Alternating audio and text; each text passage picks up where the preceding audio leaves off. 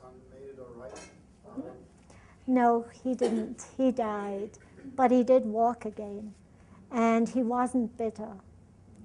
I was very, very lucky. He wasn't bitter. And he taught a lot of doctors because he was allergic to every antibiotic on the planet. And he would get over things like golden staph, so many breakdowns. His kidneys broke down, his liver broke down, and they regenerated and got better, but he kept going without antibiotics. And when you're in a coma, you're on a lot of tubes, believe me, and infection creep up tubes. Yes. You had mentioned when you were in England, Yes. working with senior high school students. Yes. How was that experience? It was the best experience I've had, and I do it now.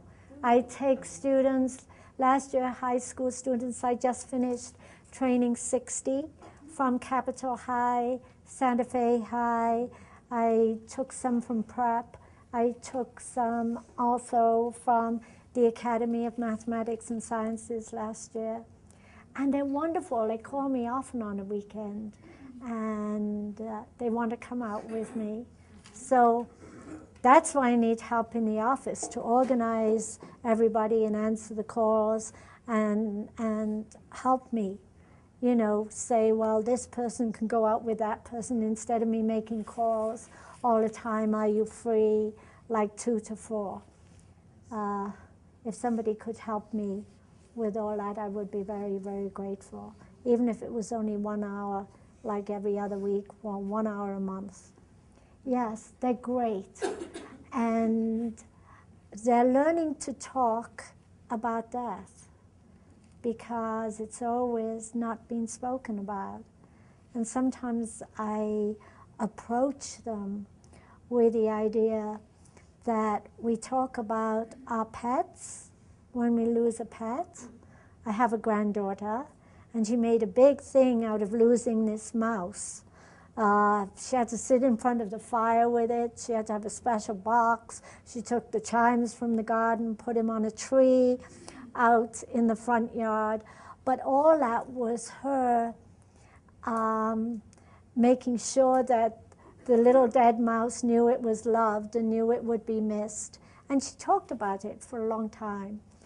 Whereas many children lose a parent or a sibling, when they go to school one day, a lot of children will gather around and say, we're sorry, but when it comes to holiday time or a special event, Mother's Day or Father's Day, nobody mentions to that child, well, how do you feel? You lost your brother, you lost your mother, you lost your father. Nobody often says anything, only during that maybe one day when they turn up at school to death. And, you know, they're so afraid.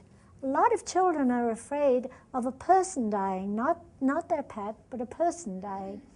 So we can't change a death, but I think we can learn to accept it and learn to treasure the moments that we've had with that person,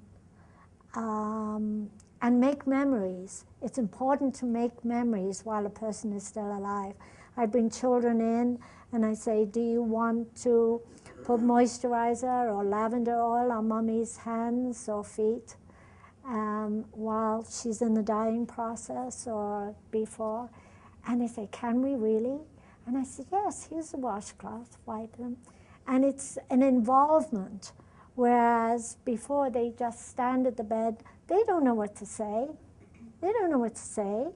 And afterwards, many years afterwards, I'll see them in the grocery store. And I say, remember you told us to pick that flower for Mom. You let us do the lavender on our hands. Those are the things they remember.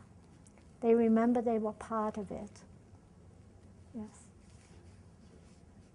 Yes. Were you a nurse before moving to Australia? Where was I before? No, were you a nurse before going to Australia?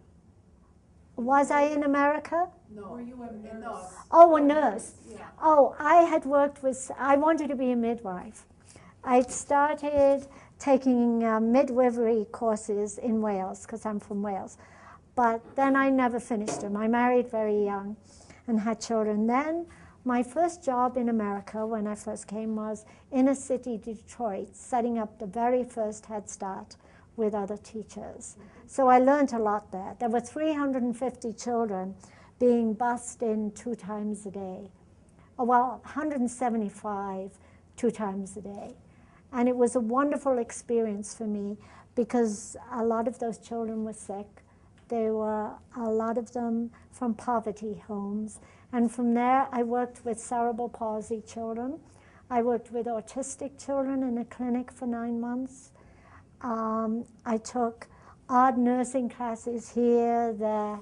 No, I wasn't so lucky to have the training that I wanted. So.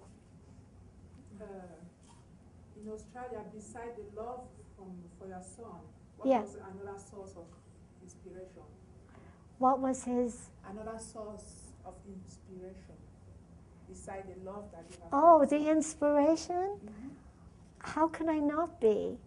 You know, he inspired me, I inspired him.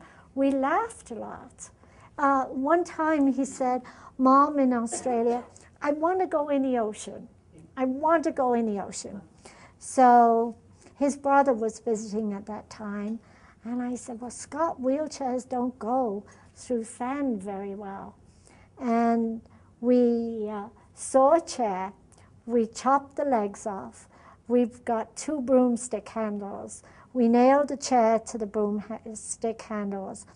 We tied him in with a crepe bandage because he used to go over to the one side because of the one arm being hurt.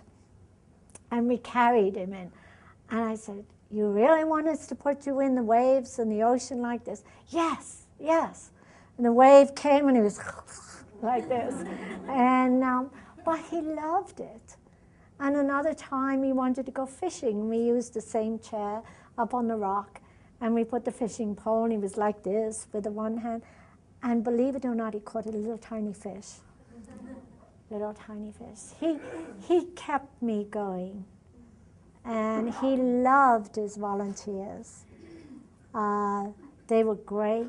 They made him laugh. They took him out. They urged him on, because it's very painful to get contractions out. You have to stretch and stretch and stretch. And he just wanted to walk again.